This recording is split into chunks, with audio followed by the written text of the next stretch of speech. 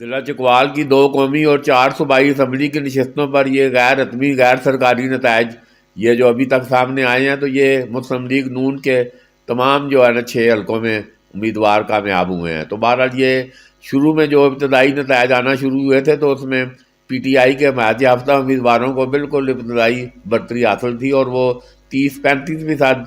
Polling اسٹیشنوں کے جب نتائج آئے رات 12-1 بجے تک، تو یہ اس وقت پی ٹی آئی کے تمام نشستوں پر 3 نشستوں پر پی ٹی آئی بالکل واضح برتری کے ساتھ آگے تھی، جبکہ سردار غلام عباس، حیدر سلطان اور شہریار سلطان کی نشستوں پر بڑا کانٹے دار مقابلے ہو رہے تھے۔ تو بہرحال پھر یہ 4 بجے کے بعد یہ درمیان میں پھر تھوڑا سا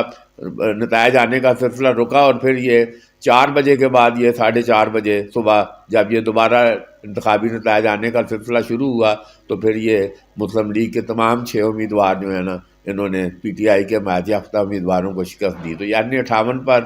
میجر طاہر اقبال مسلم لیگ نون کے 1,15,000 ووٹ لے کر انہوں نے ایاد امیر جو پی ٹی آئی کے حمایت یافتہ امیدوار تھے، انہوں نے 1,02,000 ووٹ لیے، ان کو شکست دی۔ سردار ذوالفقار علی خان عبداللہ جنہوں نے بڑی بھرپور انتخابی مہم چلائی تھی، تو وہ بھی 75,000 ووٹ جو ہے، اور یہ بڑے ووٹ ہیں جو انہوں نے لیے ہیں۔ تو یہ سب سے حیران کن تحریک لبیک پاکستان کا ایسے کوئی سامنے انتخابی مہم کوئی اتنی واضح نہیں تھی، مگر بے شک ان کا مضبوط ووٹ بینک اب بھی موجود ہے۔ تو 44,000 یہ یعنی 58 کی نشست پر تحریک لبیک پاکستان کے امیدوار نے ووٹ حاصل کیے ہیں۔ تو پھر 59 پر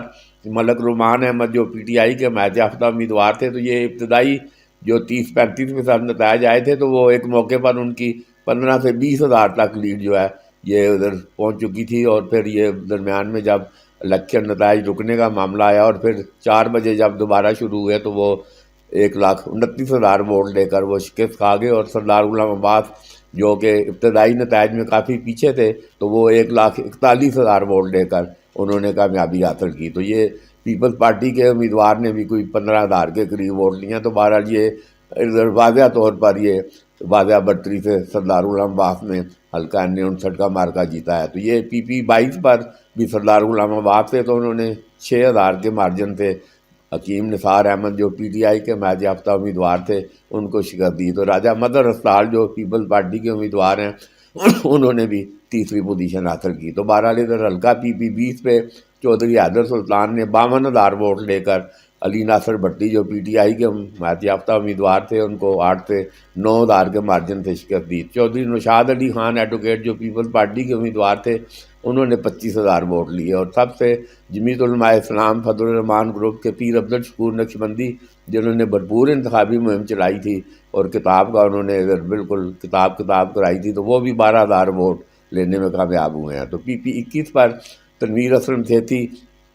84,000 ووٹ لے کر یہ ادھر کامیاب ہوئے ہیں۔ تو انہوں نے طارق افضل کالس جنہوں نے 75,000 ووٹ لیے ہیں ان کو شکست دیا۔ تو یہ پیپلز پارٹی کے راجہ امجد نور نے بھی کافی ادھر ووٹ حاصل کیے ہیں۔ تو بہرحال یہ ہم آپ کو غیر حتمی اور غیر سرکاری نتائج دے رہے ہیں۔ تو یہ ضلع چکوال میں یہ مسلم لیگ نون کا چھکا جو ہے بڑا بھرپور طریقے سے یہ لگا ہے۔ تو یہ 18 کے انتخابات میں پی ٹی آئی 5 اور یہ مسلم لیگ نون 1 نشست تنویر اسلم سیٹھی کی شکل میں جیتی تھی۔ تو بہرحال اب یہ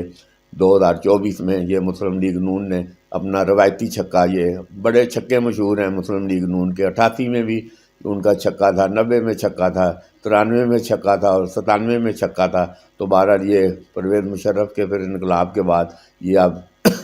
منقسم نتیجہ جو ہے ادھر ضلع چکوال کی نشستوں سے آ رہا ہے۔ تو یہ ایک دفعہ پھر ہم آپ کو یہ ساری اطلاع دے رہے ہیں کہ یہ تمام 6 نشستوں پر مسلم لیگ نون کے حمایت یافتہ امیدواروں نے واضح کامیابی حاصل کی ہے۔ تو یہ بالکل ابتدا میں پی ٹی آئی کا پلہ بھاری رہا ہے، مگر جب رات گئے، جب جوں نتائج پہلے رکے اور پھر جب دوبارہ آنا شروع ہوئے، تو اس میں یہ مسلم لیگ نون نے واضح طور پر اپنے حریفوں پر برتری حاصل کی ہے۔